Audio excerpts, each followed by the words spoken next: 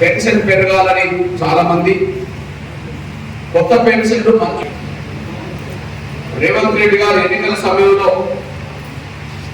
6,000 pension ఇస్తామని చెప్పాడు. వృద్ధులు, వితంతులు, ఒంటరి మహిళలు అయితే 4,000 పెన్షన్ పెంచుతామని చెప్పాడు.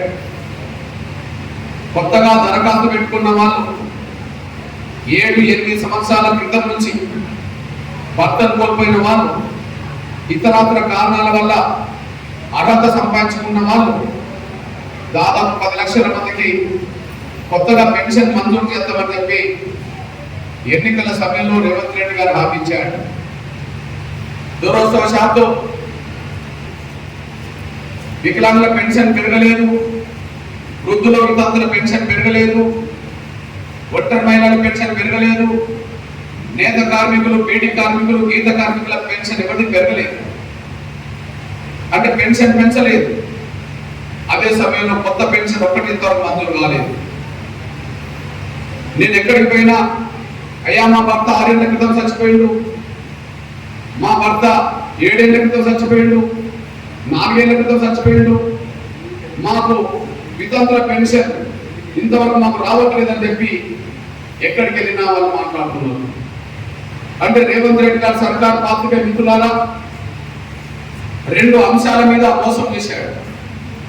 ఒకటి, పెన్షన్ పెంచుతామని మాట ఇచ్చి ఎన్నికల్లో ఓట్లు వేసుకొని గెలిచినాక ఆయన పెన్షన్ పెంచలేదు.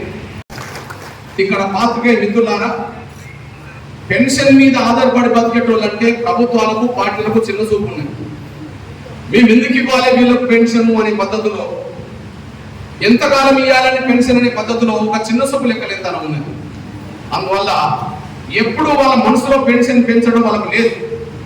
కానీ మీ బిడ్డగా చెప్తున్నా, నేను ఇప్పుడు మాట్లాడుతున్నానంటే ఇప్పుడిప్పుడు నేను వికలాంగుల గురించి మాట్లాడుతున్నది కాదు, 18 ఏళ్ల నుంచి నేను మాట్లాడుతున్నాను.